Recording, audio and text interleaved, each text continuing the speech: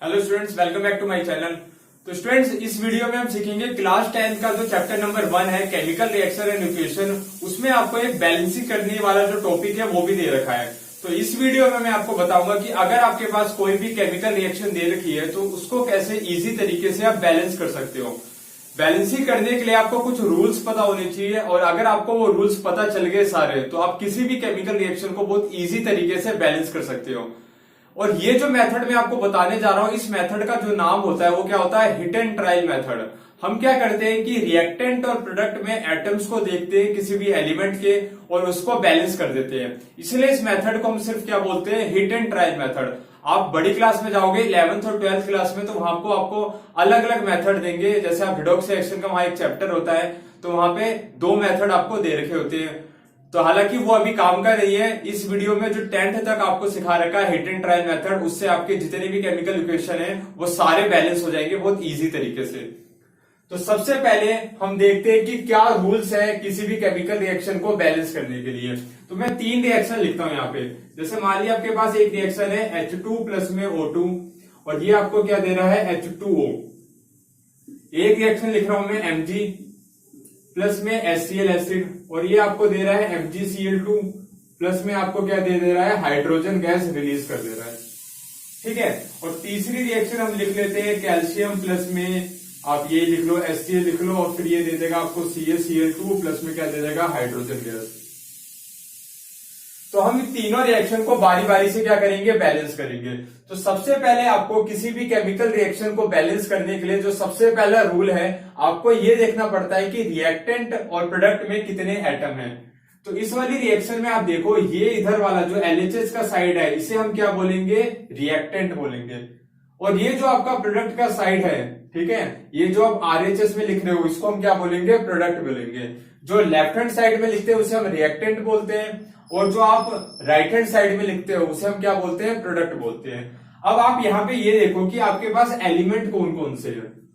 Reactant में आपको एक एलिमेंट दे रखा है हाइड्रोजन का, एक एलिमेंट यहाँ पे ऑक्सीजन दे रखा है, और यहाँ पे दे रखा है हाइड्रोजन, यहाँ पे भी ऑक्सीजन।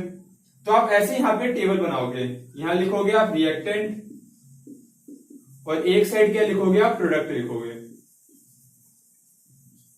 ठीक है। कौन कौन सा आपको एलिमेंट दे रखा है, ये हाइड्रोजन का पहला, और दूसरा आपको कौन सा दे रखा है, ऑक्सीजन का। अब आप देखोगे पहला स्टेप तो यही था कि आपको ये देखना था कि कौन कौन से एलिमेंट है। इसके बाद आपको क्या देखना है कि नंबर ऑफ एटम्स देखने हैं। जो एलिमेंट आपने आइडेंटिफाई करे हैं उसके कितने एटम दे रखे हैं। जैसे यहाँ पे देखो हाइड्रोजन का रिएक्टेंट में एलिमेंट एटम कितने दे रखे हैं, 2 एटम दे रखे हैं। यहाँ पे ऑक्सीजन जो एलिमेंट है उसके कितने एटम है, उसके भी 2 एटम है। तो ये आप क्या करोगे, लिख लोगे। तो यहाँ पे इसके कितने हो गए, 2 हो गए, और ऑक्सीजन के भी कितने हो गए, 2 हो गए। ठीक है। आपके पास हाइड्रोजन एलिमेंट था, उसके नंबर ऑफ एटम्स यहाँ पे आप लिख दोगे, नंबर ऑफ एटम्स। ठीक है। और ये थे सब रिएक्टेंट। तो हाइड्रोजन के कितने एटम है रिएक्टेंट में, 2 एटम है, तो 2 लिख लिए। ऑक्सीजन के कितने एटम है, 2 एटम, तो वो हमने 2 लिख लिए। अब आप देखोगे प्रोडक्ट में उस एलिमेंट के कितने एटम है। तो आप यहाँ पे देखोगे हाइड्रोजन के कितने एटम है, 2 एटम है, वो भी लिख लिया आपने। ऑक्सीजन के कितने एटम है, तो आप देखोगे ऑक्सीजन सिर्फ 1 है। ठीक है, ये O है, तो ऑक्सीजन के कितने एटम हो गए, 1 हो गया। तो अगर रिएक्टेंट में एटम और प्रोडक्ट में एटम क्या है, इक्वल है, तो रिएक्शन हमारे पास क्या होगी, बैलेंस्ड होगी। लेकिन अगर रिएक्टेंट और प्रोडक्ट में जो एटम है वो अनइक्वल है, बैलेंस नहीं होगी वो, तो उसको क्या बोलेंगे, अनबैलेंस केमिकल इक्वेशन बोलेंगे। तो आप देखोगे यहाँ पे हाइड्रोजन के रिएक्टेंट में एटम कितने थे, 2 थे, और प्रोडक्ट में कितने थे, 2 थे। तो हाइड्रोजन क्या है, बैलेंस है, क्योंकि दोनों साइड एटम क्या है, बराबर है। लेकिन अगर आप ऑक्सीजन को देखोगे, रिएक्टेंट में 2 एटम है और प्रोडक्ट में क्या है, सिर्फ 1 एटम है। तो आप खुद ही सोचो, क्या ये दोनों बराबर है, बिल्कुल ही नहीं है। तो ऑक्सीजन जो एटम है वो क्या है, बैलेंस नहीं है। तो ऑक्सीजन एटम को हमें क्या करना पड़ेगा, बैलेंस करना पड़ेगा। ये आपका दूसरा स्टेप था। अब तीसरा स्टेप क्या है, तीसरा स्टेप ये होता है कि किसी भी रिएक्शन को बैलेंस करने के लिए आपको जो मल्टीप्लाई करना है नंबर्स का, वो सिर्फ आप क्या कर सकते हो, एटम के आगे लिख सकते हो। जैसे मान लिया मेरे को ये जो H2 है, इसको मेरे को कुछ 4 बनाना है, तो मैं इसे क्या कर सकता हूं, 2 कर सकता हूं। तो ये कैसे हो जाएगा, 2 इंटू 2 क्या हो जाएगा, 4 हाइड्रोजन एटम्स हो जाएंगे। मैं ऐसा नहीं कर सकता कि 2 को यहाँ पे 3 बना दूं। मतलब अगर आपको बैलेंस करना है तो जिस नंबर से भी आपको मल्टीप्लाई करना है वो सारे नंबर आप क्या लिखोगे, एटम के आगे लिखोगे हमेशा, कभी भी आप उसके पीछे नहीं लिखोगे और नीचे नहीं लिखोगे।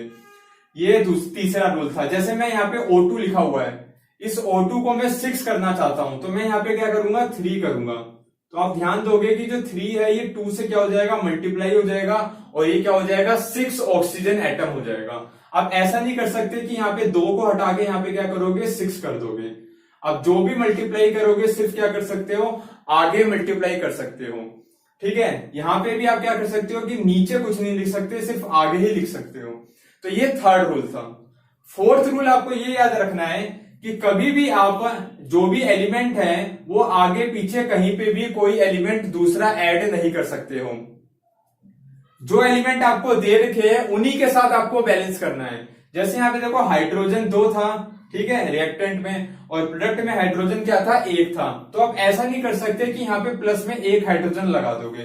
ठीक है, आप अपने आप से हाइड्रोजन एटम को आगे पीछे नहीं लिख सकते। जो आपको दे रखा है उसी में आपको क्या करना है, बस नंबर से मल्टीप्लाई करके बैलेंस करना है।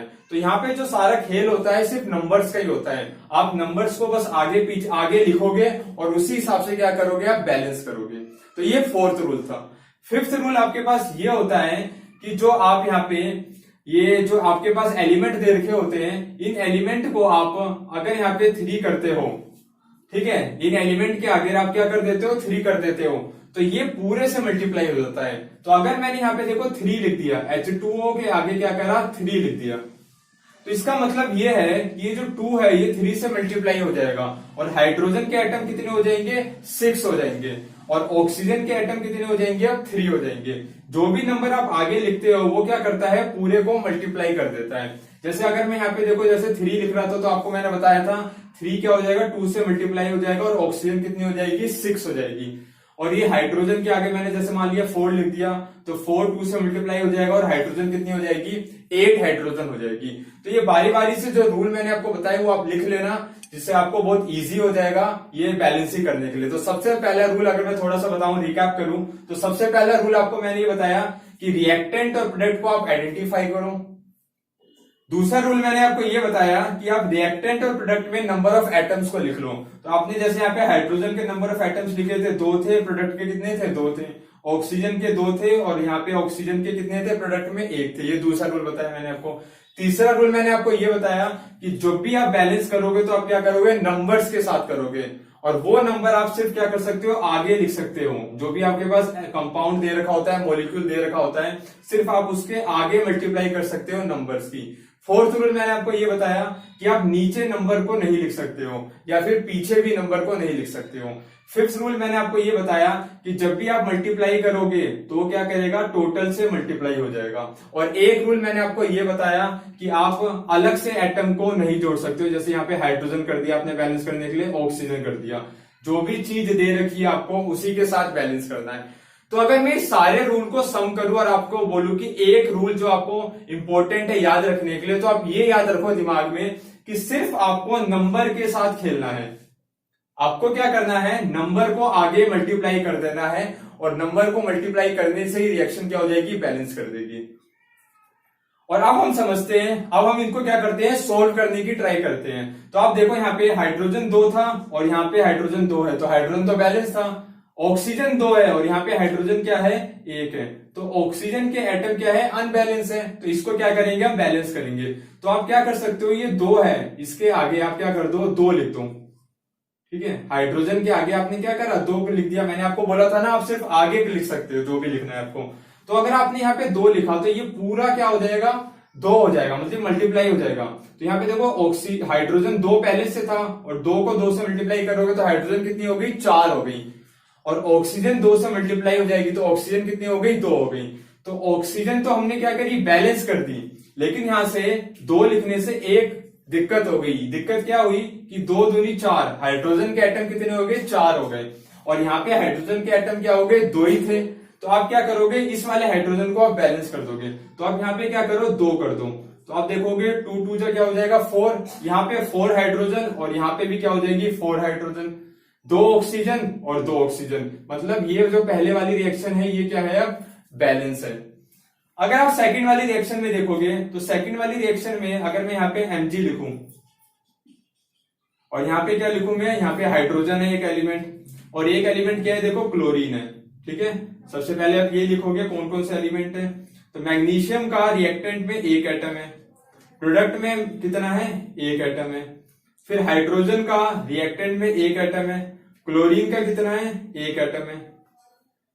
मैग्नीशियम का प्रोडक्ट में एक था, Cl2 का कितना है 2 था। ठीक है, हाइड्रोजन का कितना है देखो आप, हाइड्रोजन के कितने हैं 2 एटम है। ठीक है, यहाँ पे 2 एटम थे हाइड्रोजन के, ऊपर लिख दिया था मैंने, यहाँ पे मैं नीचे लिख देता हूं।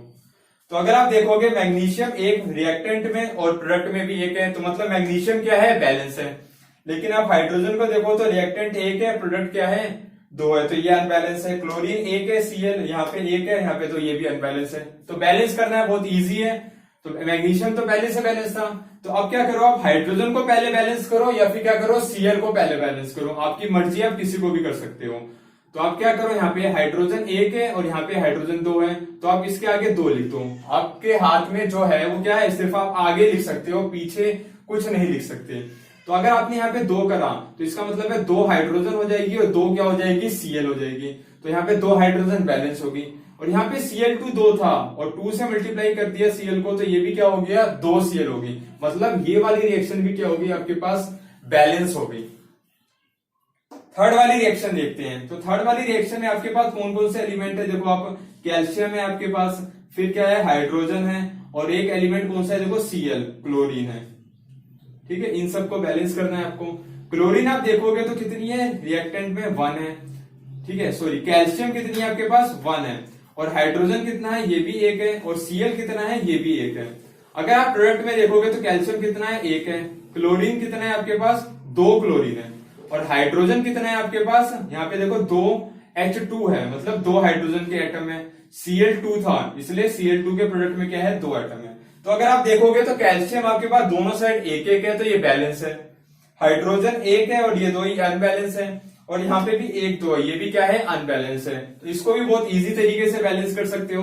कैल्शियम पहले से बैलेंस था, हाइड्रोजन 1 है, यहाँ पे 2 है, आप क्या करो यहाँ पे 2 कर दो, तो देखो 2 हाइड्रोजन के एटम हो जाएंगे और यहाँ पे भी 2 हाइड्रोजन के एटम हो गए, बैलेंस हो गए। 2 से ये Cl मल्टीप्लाई होगा तो 2 Cl के एटम हो जाएंगे और यहाँ पे भी Cl2 के क्या है 2 एटम है। तो क्लोरीन भी यहाँ पे 2, यहाँ पे भी 2। इसका मतलब इसमें ये जो रिएक्शन है इसमें सारे एटम्स क्या है रिएक्टेंट और प्रोडक्ट के इक्वल है।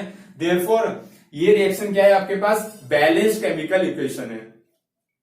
तो आई होप आपको ये समझ में आया होगा कि किसी भी रिएक्शन को कैसे आप इजी तरीके से बैलेंस कर सकते हो।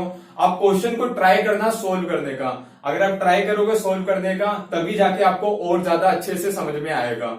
अगर आपको नहीं समझ में आ रहा है तो आप बार बार वीडियो को देखो, बिल्कुल अच्छे तरीके से आपको समझ में आ जाएगा। अगर आपको फिर भी कोई दिक्कत रह जाती है तो आप कमेंट बॉक्स में कमेंट कर देना, मैं वहां पे रिप्लाई कर दूंगा। ओके गाइस, मिलते हैं अब एक नेक्स्ट वीडियो में।